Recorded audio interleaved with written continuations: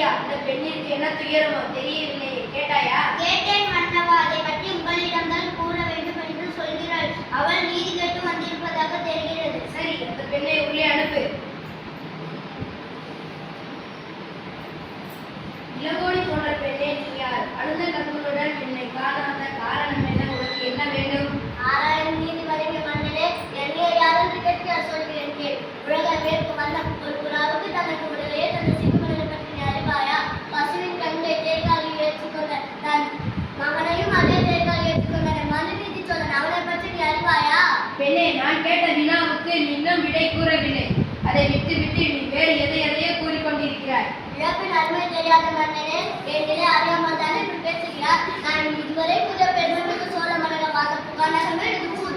அவ்வூரில் பழிவிழா சிறப்பின் புகழ்மிக்க மாசாத்துவன் என்பவர் மகனாகிய கோவலன் என்பவரின் மனைவி நான். எனது பெயர் கண்ணகி. ஓ, இப்பொழுது புரிகிறது. அந்த கண்வன் கோவலனின் மனைவி அணி. போதும் மன்னா, என் கணவன் எதிர்வதற்கு என்ன தகுதி இருக்கிறது? ஊருடைய பயனா உனது ஊருக்கு வந்தது எனது காட்சி கணவனை அநியாயமாக கொண்டுவிட்டாரே, நீ செய்தது தகுமா?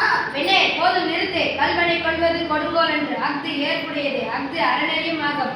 இதை அனைவரும் அறிவார்களே, ஏன் உனக்கு தெரியாதா? அறநெறி தவறிய மன்னனே, தவிர்த்து தவிர்த்தால் அறம் என்பது நானும் அல்லேன். ஆனால் நீ கூறுவது போல என் கணவன் கல்வன் அல்லன். அவனிடம் இருந்த சிலம்பு அரசிக்கிற சிலம்பு என்று. அச்சிலம்பு என்னுடையது. அதன் இணைச்சில் இங்கே உள்ளது. எனது காட்சிடம் பரல் மாநில கற்களால் ஆனது. பெண்ணே, நீ சொல்வது உண்மை. அரசுக்குரிய சிலம்பின் பரல் முத்துக்களால் ஆனது. ஆன்றால் நின்றிருக்கும் இந்த அவைதனியிலே அனைவருக்கும் உண்மையை உணர்த்துகிறேன். யாரங்கே? கோவலனிருந்து கைப்பற்றி அச்சிலம்பை இங்கே கொண்டு வா.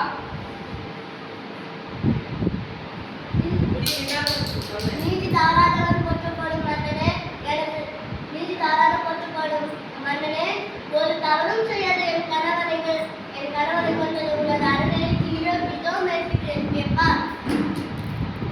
தவறிழைத்து விட்டேனே, பிறர் சொல் கேட்டு பெரும் பிழை செய்தேனே.